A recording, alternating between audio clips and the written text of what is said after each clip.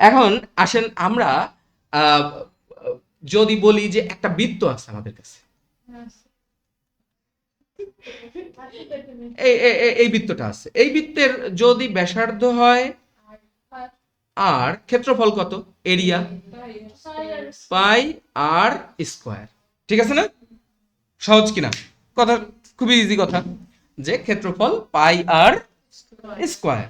এখন আমি এই এরিয়াকে ডিফারেন্সিয়েশন করলাম আর এর সাপেক্ষে, ব্যাসার্ধের সাপেক্ষে, D D R of pi R square. Pi কি কনস্ট্যান্ট, বাইরে চলে যাবে, D D R of R square কি হবে, এক্স স্কোয়ার যদি 2x হয় তাহলে এটা কি হবে, তাহলে হবে 2r, পাই ইন্টু 2r। মজার কাহিনী একটা ঘইটা গেছে এই জায়গায়, D D R of area হচ্ছে পরিধি হয়ে গেছে। তার মানে বৃত্তের ক্ষেত্রফলকে ডিফারেন্সিয়েশন করলে এটা এটা আমি যেদিন প্রথম দেখছি, মানে এটা আমি পরে দিয়ে যখন দেখছি, আমার কাছে খুব ইন্টারেস্টিং লাগছে, কি ব্যাপার, কি হলো, ক্ষেত্রফলকে ডিফারেন্সিয়েশন করে 2 পাই আর পরিধি পাইতেছি। কথা কি বুঝছেন?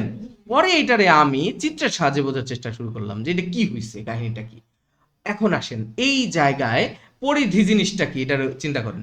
এই জায়গা থেকে যদি কোনো একটা বিন্দুতে কেটে এটারে যদি টান টান করে দিতাম, তাহলে যে লম্বা দৈর্ঘ্য পাইতাম সেটাই কি, ক্লিয়ার তো, সবাই তো এটা জানি। পরিধি হচ্ছে ওইটারে টান টান করে যে লম্বা দৈর্ঘ্য পাবেন সেটাই পরিধি। আপনার একটা গোল্ডের চুড়ি এক জায়গায় কেটে টান টান করে লম্বা করলেন, যেটা পাবেন ওইটাই কি, পরিধি, তাই না? এটা করতে গেলে বিপদ আছে। যদি কোনো বিজ্ঞানী মনে করেন তার বইয়ের চুড়ি এমনি টান টান করে, ওর ওর লাইফ রিস্ক, অন্তত পক্ষে মাসখানেক ভাত বন্ধ, চুরি চুরি ঠিক করে দেওয়ার পরেও ভাত বন্ধ, তাই না? যাও, পরিধি যে এটা বুঝছেন তো? তার মানে এই বৃত্তটা যদি একটা চুড়ি হয়, ওই যে ধাতব চুড়ি, আমি গোল্ডের কথা বলছি কেন, গোল্ড ধাতব তো, এটা কেটে টান টান করা যাবে, কাচের চুড়ি তো আর ওইটা করা যাবে না। সো ধাতব যে কোনো একটা চুড়ি, মনে করেন ইমিটেশনের বা ওই যে কম দামি ইমিটেশনের একটা চুড়ি নিয়ে যদি কেটে দেন, কেটে আপনি সোজা করলেন, সোজা করে যে দৈর্ঘ্য পাবেন ওই চুড়ির পরিধি হচ্ছে ওইটা, ক্লিয়ার? ওকে। এখন আসেন এই যে আর এর ডিফারেন্সিয়েশন করতেছি আর এর সাপেক্ষে, তার মানে কি, আর কে একটু কি করছি, বাড়াইছি, কতটুকু, ডি আর পরিমাণ। তাহলে এই যে ক্ষুদ্র পরিবর্তনটাই তো ডি আর, তাই না? এখন এই ডি আর পরিবর্তনের ফলে যেটা হইছে, এই নতুন বৃত্তটা যদি আঁকা কঠিন হবে, আর প্লাস ডি আর পরিমাণ, একটু বড় কর, করব করব,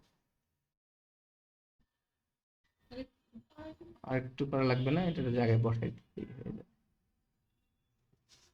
আর একটু বড় করা লাগবে, এদিক দিয়ে স্যার, ওদিক দিয়ে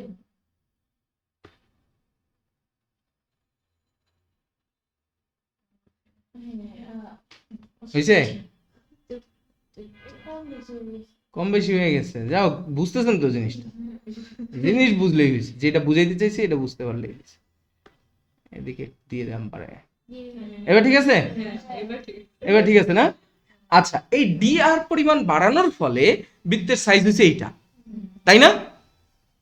বলেন তো, আমি যদি এখন এই যে এই এরিয়াটাই কি, আমরা এই যে লাল রঙের যে এরিয়াটুকু, এইটুকুকেই তো বলতে পারি ডি এ, এই এরিয়াটাকেই কি বলতে পারি, ডি এরিয়া। বলেন তো এখন যদি পরিধি, আগের পরিধি এইটা হয়ে থাকে, তাহলে এই যে এখান থেকে কেটে যদি আমি এখন এই এরিয়াটাকে টান টান করি, দেখতে সেইটা কেমন হবে, সেটা হবে এই যে এরকম, না এরকম হবে না? বুঝছেন না বুঝেন নাই? আপনি এই এই রেখাটাকে টান টান করে এরকম সোজা করছিলেন, তখন একটা রেখা হয়েছিল, তাহলে এই রেখার সাথে এই ছোট এরিয়াটাকে যদি কেটে এইরকম টান টান করেন, তাহলে এই এরকম একটা এরিয়া পাওয়া যাবে না? বুঝছেন না বুঝেন নাই? বলেন তো এই সবুজ রেখাটার দৈর্ঘ্য কত ছিল, যেহেতু এই বৃত্তটার ব্যাসার্ধ ছিল আর, তাহলে এই সবুজ রেখাটা ছিল এই বৃত্তের পরিধি 2 পাই আর।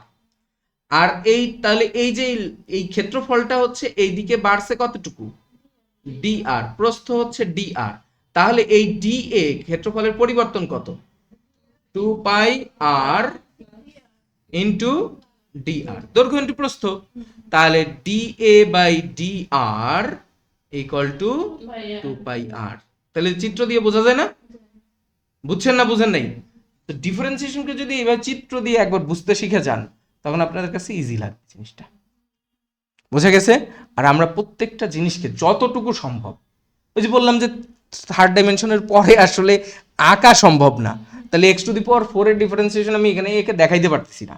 যেটা পসিবল না সেটা বাদ দিয়ে যেটা যতটুকু পসিবল আমরা ততটুকু পর্যন্ত একে এইভাবে ভিজুয়ালাইজ করার চেষ্টা করব। কথা কি বোঝা গেছে? এবং যদি আমরা এটা ভিজুয়ালাইজ একবার করতে পারি তখন আপনি একটা ডিফারেন্সিয়েশন করেও ফিল করতে পারবেন যে এইটা এই যে এইটুকু পরিবর্তন হচ্ছে, এইটা হয় ওই জায়গায়, মানে মেকানিজমটা আপনার মাথার মধ্যে মানে সেই কি বলে অ্যানিমেশনের মতো ভাসবে যদি আপনি এইভাবে ফিল করতে পারেন। বুঝে গেছে তো? সো ডিফারেন্সিয়েশন খুবই ইন্টারেস্টিং জিনিস, এবং এটা দিয়ে ওই যে বললাম যে সরল রেখার ঢালও নির্ণয় করা যায়, বক্ররেখার ঢালও নির্ণয় করা যায়। অতএব যে কোনো ধরনের যে কোনো পরিবর্তন আমরা সেটার পরিবর্তনের হার ডিফারেন্সিয়েশন করে বের করে ফেলতে পারবো। ক্লিয়ার তো? সো এই হলো আমাদের মোটামুটি আজকের ক্লাস। আমরা নেক্সট ক্লাসে এই যে সূত্রগুলো আপনাদের লিখে দিলাম এই সূত্রগুলো দেখে আসবেন, এই সূত্রগুলোর মূল নিয়মে প্রমাণ শিখব। কথা কি বুঝছেন?